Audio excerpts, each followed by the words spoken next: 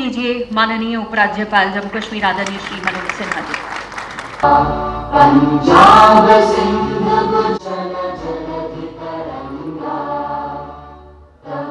मंच पर उपस्थिति के लिए स्वागत और अभिनंदन।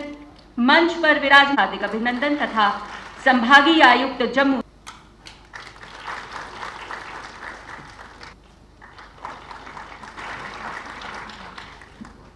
2026 को कर्तव्य पथ नई दिल्ली में माननीय प्रधानमंत्री श्री नरेंद्र मोदी जी की उपस्थिति में समाप्त होगी। इसी उपलक्ष्य पर जम्मू कश्मीर में आयोजित होने वाले कार्यक्रमों की अधिक जानकारी देने और आप सभी का विधि कार्यक्रम जम्मू में किया जाए और उन्होंने अपने बिजी शेड्यूल से यहाँ पे हमें टाइम दिया। मैं सर आपका तहे दिल से स्वागत करता हूँ। पार्टिसिपेट करने के लिए 2 साल के लिए इनको ऑल इंडिया रेडियो और दूरदर्शन से समय माने हुए और पूरी तरह से बंद कर दिया गया उसके दूरदर्शन के। उसके बाद दिल्ली को बहुत सारी बिल्डिंग को तोड़ दिया गया, किसी ने सुना नहीं, किसी ने जुडिशियल उस पर 7 लाख लोगों को वहाँ से फोर्स वहाँ से निकल गए। हार्दिक अभिनंदन करता हूँ, हमारे बीच में दिवाली को विराम देता हूँ। जय हिंद, जय भारत, धन्यवाद। काल का सबसे अच्छा वर्णन। मेरे फादर की सर्विस पंजाब में थी और मैं आखिर हर 3 साल बाद वहाँ ट्रांसफर हो जाया करती थी। मेरे पिताजी किसी चौक चौराहे पर जाकर के किसी आरएसएस के व्यक्ति को देखते थे कि वो शाम को कहाँ से गुजरता है।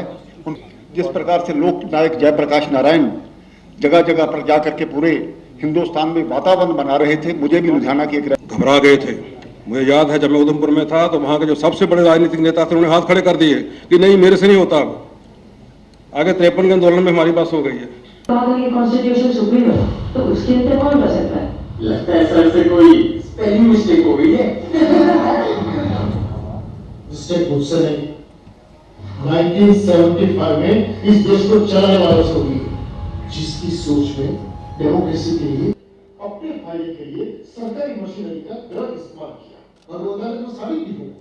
12 जून 1975 को इलाहाबाद हाईकोर्ट ने प्रधानमंत्री इंदिरा गांधी को दोषी करार दिया। 6 साल के लिए उनके चुनाव लड़ने पर रोक लगा तो फिर वो प्रोसीजर कोड यानी भारतीय नागरिक और इंडियन एविडेंस एक्ट को बदलकर धन्यवाद जी। आकाशवाणी के पूर्व स्टेशन डायरेक्टर रहे हैं,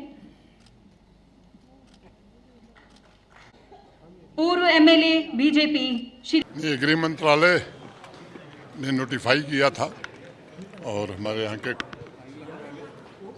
डिपार्टमेंट ऑफ कल्चर ने आयोजन किया था।